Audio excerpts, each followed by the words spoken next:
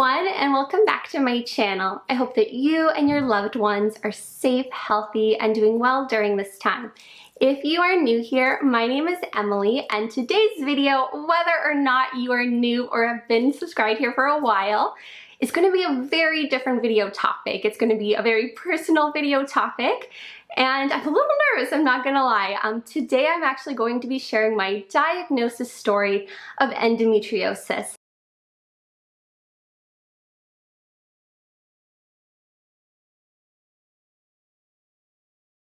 And the reason I want to share this story is in hopes that if you know someone who has endometriosis, if you think you might have endometriosis, or if you've had a similar journey to getting diagnosed with endometriosis, this is a virtual hug from me to you, and maybe ideally a little insight on my experience, and maybe that might help someone. And that was my main reason for filming this video, is that in hopes that it might help someone.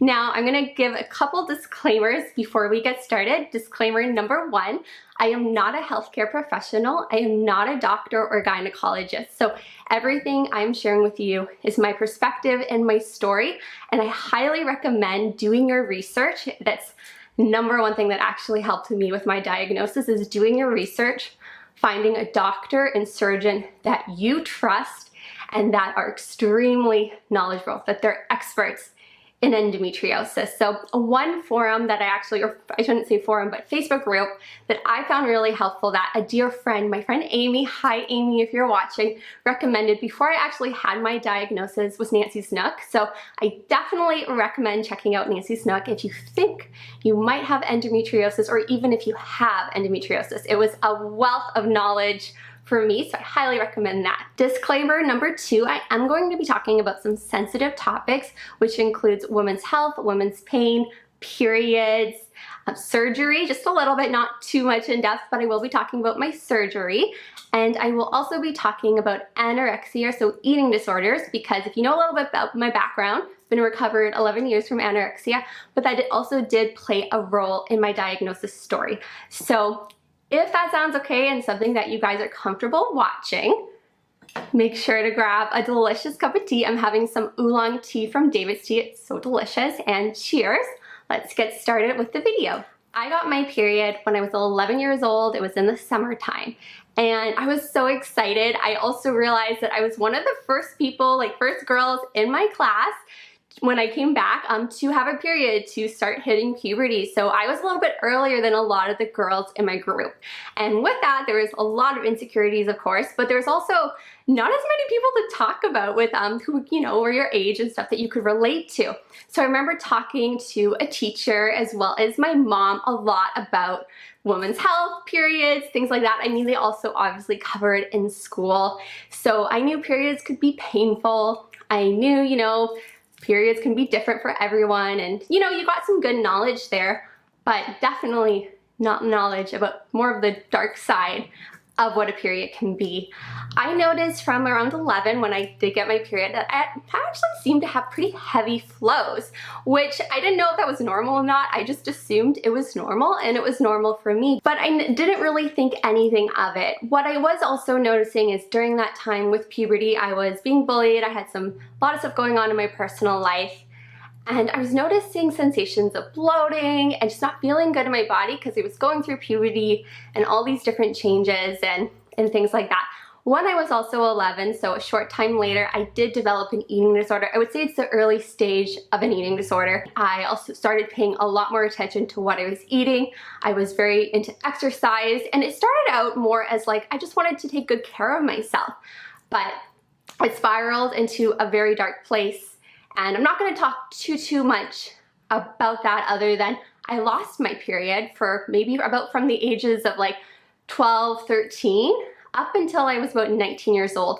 My period was off and on. I had it occasionally during that time, but it was very, very rare because I was at a low weight, and I just did not have enough in my body to help me produce a period. So during that time, my symptoms, I had bloating and I had issues, but a lot of them were related to the eating disorder itself, to anorexia.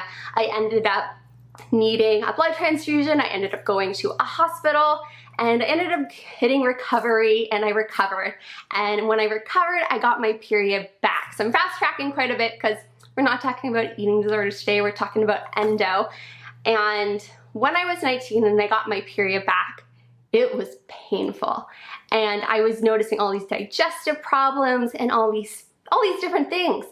And I remember thinking, you know what, wow, I put my body through like torture, through so much. I was so horrible to how I treated myself and my body. So maybe my body is just trying to get back to normal. Like, you know, I'm feeding it nutritiously now. I'm taking care of the mental health component. I'm taking care of the physical component. I'm doing everything I need to do to help my body get into a good place. And I haven't had a stable period in a while. So this must be normal. My body is adjusting. So around the time when I was like nearing 20, it had been about a year, and I was like, these periods, they're painful. And I was noticing some digestive problems as well as some other things. So I decided to go to my doctor and just talk about it. Through my whole life, I've always heard periods are painful. I heard girls talking about their painful cramping and things like that. So to me, maybe I just needed, you know, a good painkiller or something to help me get through my day. So my doctor recommended going on birth control. He said it's normal to have menstruational pain. Probably makes sense I have digestive issues from, you know, recovering from anorexia. Everything else health-wise is looking good. So I did go on birth control for about 2 to 3 years. I had a tough time being on it, I didn't really want to be on it, but I really wanted something to help with my period pain. So it did help.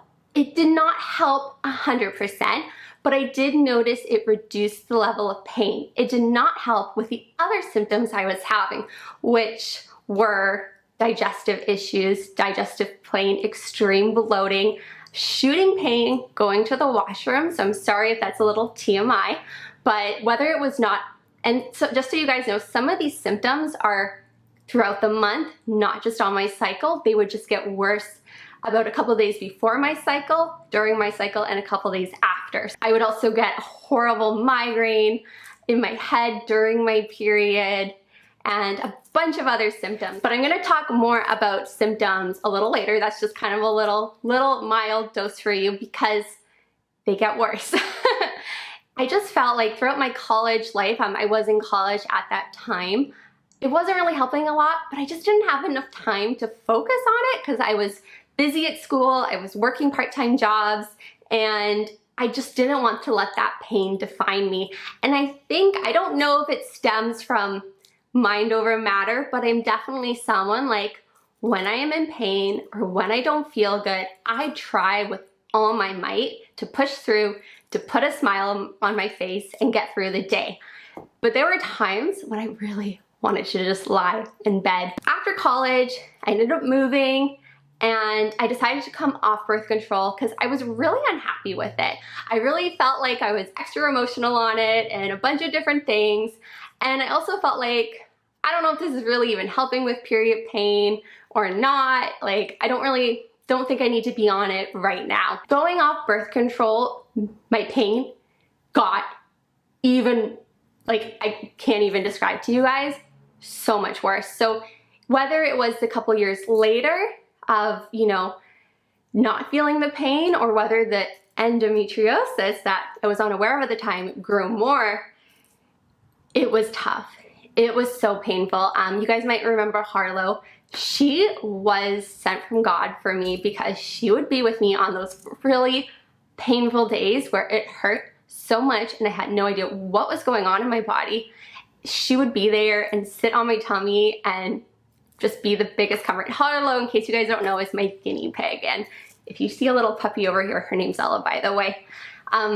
So it's so tough, but I kept telling myself, well, this is normal. It's normal to have pain, like, but how is this normal? And maybe I should go look for some more answers. And that started my journey to trying to get more answers. No one ever mentioned to me that I might possibly have endometriosis. And the digestive issues alone, for someone, if you have an eating disorder, if you know someone, For someone to feel bloated is such a tough feeling, especially when you've worked so hard to recover from your eating disorder. It's weird to kind of always feel like there's this presence in your stomach. I know that probably sounds weird if you haven't had one, but that feeling of fat and then feeling bloated pretty much no matter certain foods you eat or no matter what you eat and different things like that, it can really get tough. And that was something I really had to, like, you know, really tell myself, it's okay. It's okay if you're gonna be bloated. It's okay if you're going through these things. This is just where you're at right now, and it's gonna get better, and we're gonna find answers. Now, I will be honest, for the period pain, I did talk to, I think, 2 doctors about the period pain during that time, and both said that it was normal to have painful periods. After that, I just pursued the digestive problems because I figured, well, it must just be related to digestion. Maybe digestion is making my periods painful. So I did talk to doctors about that. Doctors recommended to me that I have IBS and that I should take a probiotic and follow, you know, the appropriate diet if you have IBS. I tried that to a T, you guys. No change. No huge difference, no help. I went back to another doctor. I had a couple, like, you know, samples done, blood work done, no findings. And I was starting to feel defeated. And during this time, since I was just focusing on digestion, no one again mentioned, what are your periods like? What are your periods like? Because I didn't bring it up because I felt period pain, the pain I'm experiencing, is normal, and that if I tell them I have it, I'll just go back on birth control, and I'm not a big fan of being on it. So ultimately, during that time, I was also engaged and I was getting married to my husband, and we decided to look into the Creighton method. And I'm not gonna go into all the details on that, other than that I am so thankful. I am Catholic, I am religious, so just for a little disclosure there. I'm so thankful to God for bringing that into my life, because it really made me realize my cycle was not normal. I had a shorter cycle, and it made me actually really understand that some of the stuff that I was experiencing was really related to my period and that cycle time. During that time though, with wedding planning and getting married, and there's so much going on in my life, and I just tried to stay focused on work, focused on things that made me happy. And when I had the pain, I just tried to take the doctor's advice and take Midol, try to take it easier on those days. And if it was really bad, I would call in sick. But that was so rare for me because I just love to push through things and just try to do my best when I can. And I'm not gonna lie, there were some days like I would just go into the washroom and cry, because I was in so much pain, but I didn't want it to define me, and I didn't want it to make me stay home.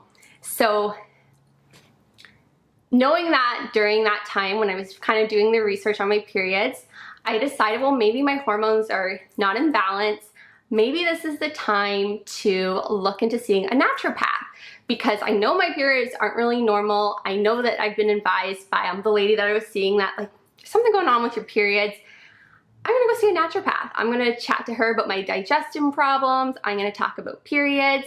And I went on a super strict diet with her. I cut out a bunch of other different foods, a very kind of simple diet to help calm my digestion. I took a lot of great natural like medications that she recommended, or I guess not medications, but different supplements and things to help. I took a good iron supplement because I had really heavy periods still, if not even heavier. And my iron, I was always anemic or very close to being anemic. So, and I couldn't absorb iron. I would take an iron pill and it would just not, like, I would throw it up, you guys. So she recommended a really good, helpful alternative for me so I could get my iron in. And I should just backtrack a little bit. So during this time that I'm talking about, it's about from the ages of like 25 till now. When I saw the naturopath, it was about 3 years ago, and I was seeing her for almost, or if not over a year, and nothing was seeming to help. I did notice though that eating an anti-inflammatory diet and cutting out dairy and gluten still, as well as avoiding foods that were harder to digest, helped a little bit. but I didn't notice a huge difference. And at that point, I'm like, there's something going on with my periods. I'm gonna do research. And I literally Googled some of the pain I experienced, which also include pain during sex, which include the shooting pain and stuff. And the first thing that came up on Google was endometriosis. And I'm like, endometriosis? I feel like I've heard about this before, but I didn't know a whole lot about it. So I clicked on the link and I read a little bit about the symptoms, what you can experience, and I was like, oh my goodness, that is me. Like, I can't self-diagnose myself, but this sounds like what I'm going through, or something similar to endometriosis. I just thought that was so crazy that, oh my goodness, this could be something, and that maybe I don't have to be in pain, or maybe there's a way that I can get my pain a little bit more manageable and better. So I ended up remembering that one of my dear friends, Amy, also had endometriosis. And I decided to reach out to her to see if she could provide some of her own experience, her own kind of any information that she thinks might be helpful for me, any resources. She was amazing. And you guys, Amy, if you're watching, I love you so much. Thank you so much. She recommended that Facebook group I told you guys about, Nancy's Nook. I did a ton of research on there, and I realized that one of the biggest things that I needed to do on this journey was to find an expert with endometriosis. Not going to just any gynecologist. I needed to find an expert, ideally in my area. I am in Canada, just in case you guys didn't know, and hope that I can get a referral. So I did go to a walk-in doctor. He did not want to give me a referral to the gynecologist, the surgeon that I had found. He instead gave me a referral to someone else. I think that referral took about 6 to 8 months to go see that person. Quite a long wait list, but it was faster than the place that I wanted to go, and I think that's one of the main reasons the walk-in doctor sent me to her, because the wait list is like, I think it was about 2 to 3 years to get in to see the surgeon that I wanted to see. And he felt it was better that I see someone sooner, which I totally understand, but I'll be honest, I really wanted to wait to go see that surgeon. But anyway, I did go. I had the appointment with the gynecologist, and the whole time, my gut, my feeling was, this is not the person I want to do my surgery. They're super sweet, they're super nice, but I don't feel this is the right fit for me. And I very nicely, during the appointment, I asked if I could have a referral to, it's an endometriosis research center. It's actually where I wanted to go. They had Nancy's Nook actually had some people talking about the different doctors there, and I felt really confident there. And she said, yes, I can definitely refer you, but it is a long wait list just to get the consultation, let alone the surgery. And I said, I'm okay with it. I want to wait. It took from that about I think it was like in total about a 2-year wait for me to get seen. During that wait time, I did a lot more research about more natural ways, more holistic approaches I could help with endometriosis. And I also got some really awesome painkillers, which was a huge blessing because they were so much better than Midol. And on the days that it was like, I don't think I can go to work today, or I don't think I can do something today, they were there to help me. During the wait time, while I was waiting, I ended up suffering from a 3rd concussion. Reason I'm bringing that up is that it also gave me this opportunity to step away a little bit from all the things going on in my life and to really focus on my health. And I kind of see that whole experience as a blessing in disguise, because it really helped me continue to pay attention to my symptoms, write down the symptoms I was experiencing. Also with that concussion, that is a whole other video, you guys. Ironically, I actually have a cardiologist appointment today for that stuff. So it's still, even though I'm a lot better and things like that, that is a whole other video topic. And oh my goodness, women's health, you guys, it can be hard to be taken seriously sometimes. So let me just say that. It's tough. That is a separate video conversation though. But that experience, I feel like in some ways was a blessing in disguise, because it made me learn to fight for myself, and it made me learn to be very determined, and that pain, and that level of pain that I'm experiencing is not normal, and you need to fight for yourself. And that was the biggest thing I learned from that experience. It's even currently right now, and with endometriosis, is that a lot of the times people will see that happy face. People will see you as a woman who is experiencing pain. They will not take you seriously. So anyway, we're gonna fast forward. I'm sorry if this video is a little lengthy. And I finally got a call back for my consultation, and I was able to go meet with the doctor that I had really wanted to see, that I asked to see. That was the best consultation I have had for digestive problems, for period problems, for everything. I told him all my symptoms. He asked me questions that no other doctor or gynecologist had asked me about. Everything I mentioned, he would nod about and he would think about. And even during the consultation, he did an ultrasound with me, and he said to one of the people that was working with him on that ultrasound, do you notice how on the right side it's not as flexible, it's not moving as much as the other side? He probably used better technical terms than that. And I just remember thinking, oh my gosh, I get so much pain on my right side. Like, how crazy is that? And he told me that I had a couple of different options. I could go to their pain program. I could take a couple different types of birth control. There was a couple different ones that he recommended. And then he also recommended surgery. Maybe potentially wait on the surgery and look at these things first. And I told him I want to do surgery first, because that's the only way I will know whether or not I have endometriosis.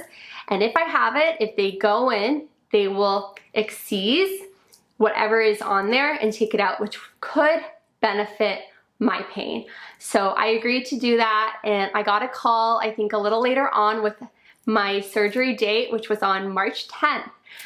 Literally, I think I mentioned earlier, like right during the pandemic thing. And if you're watching this and your appointment was canceled, or you had a surgery and your appointment was canceled, I'm really sorry, because I can't imagine being on a wait list for so long and then having that canceled and postponed and having to wait. So my heart truly goes out to anyone that had that happen, and thank you, God, for letting me have that on March 10th. So March 10th, I had my surgery. I remember waking up and I had endometriosis. They found it not just in my lower pelvic area, they found it kind of in my stomach area. They even checked my diaphragm, which I find is so intense and crazy, to see if I had endometriosis there.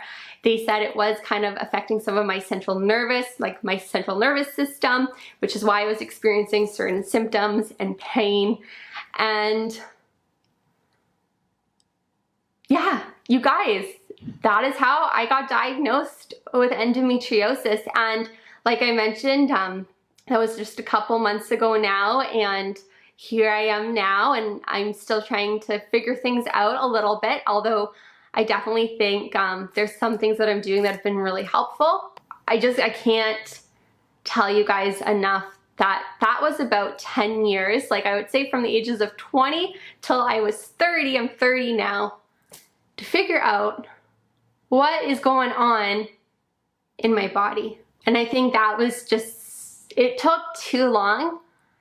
And I think one of the biggest things that affected me from getting properly diagnosed was the fact that I kept thinking painful periods were normal. So if there's one thing that I can share with you guys, no, it's not normal. And you're not crazy. And you might have doctors that treat you like you're crazy, or that you're pain, because that's what I went through, but you're not. And I think that was one of the things. I had a follow-up appointment with my gynecologist. Some of the incisions they made got infected, so I got to see them about a week later. And he was just telling me, oh yeah, the lab reports came back too, like the biopsies, it also confirmed endometriosis. and then we were just chatting, and I said, it's so good to know that I'm not crazy. And he just looked at me like, what? Like, why would you think that? I think the biggest thing that I've learned from that 10-year journey is being confident within yourself, within your body, and what you're feeling and experiencing. Like I mentioned, pain is not normal. If it's affecting your daily life, if it's affecting you enough that your quality of life isn't where it should be, definitely go see a doctor, do your research, talk to a gynecologist, because they're there to help you. It's really hard when you're not taken seriously. And that was my experience of going to so many different doctors, talking to different walk-in doctors, speaking to different people.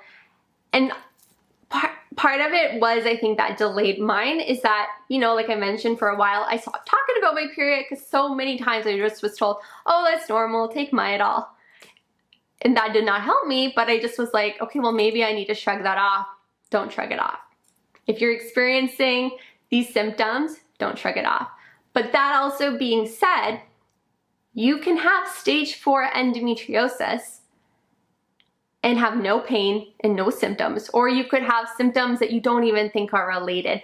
That is one of the reasons why I say it's important to do your research, because you never know. 1 in 10 women are affected by endometriosis. So if you think that you might know a loved one that may have it, or you yourself may have it, it's worth talking to a doctor you trust and that you really feel confident with about it, and to see if they can help you. One thing that I want to say is getting the diagnosis has taken a big weight off my shoulders, because now I have solutions and help to help with my pain and my symptoms.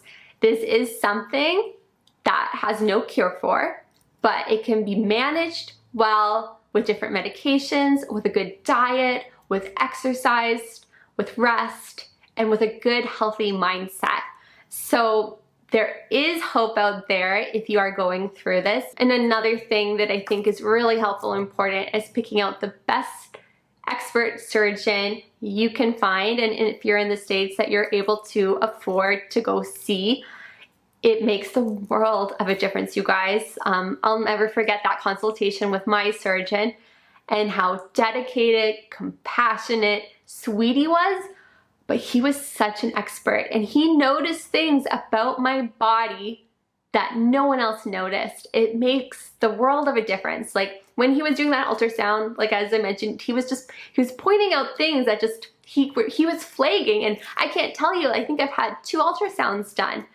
And just people like touching me and not noticing anything. And he was able to pick up on things that they didn't. So that experience alone was enough to tell me it's so important. It's worth the wait, if you can wait, to find a really good surgeon in your area. And I know actually the surgeon I went to see, people travel all over to go see him, or to see other doctors there. So it really does make a difference. And I just wanted to share that with you guys, because my heart goes out to anyone that has endometriosis or has a similar thing like endometriosis, a couple other things that are kind of closely tied to it or similar to it as well. Anyway, you guys, that is it for today's video. Thank you for giving me this platform to be really raw and honest and open with you guys about my experience. If you would like to see me covering other topics around endometriosis, such as my surgery experience and what life was like after surgery, what to expect, what to bring to the hospital, things like that, I can make a video on that. Same thing with diet and things like that. Like what I personally find helpful, I can make a video on that. If you want to know more about my symptoms and things like that, I can also make a video about that. But again, please note, you guys, I am not an expert. I am not a gynecologist, and I'm not a doctor. So it's best, if you have any questions and things, do your research and talk to a doctor or gynecologist that you really trust and you just feel in your gut that's the right fit for you, that's the right person. So anyway, you guys, I'm sending you all the virtual hugs and love, and don't give up on yourself. That's one of the biggest things. Don't give up on yourself on this journey. You got it. Keep going. We'll get through it. And so much love to you guys. Anyway, have a wonderful rest of your day. Stay safe. Take care. And I'll see you in my next video. Bye for now, you guys.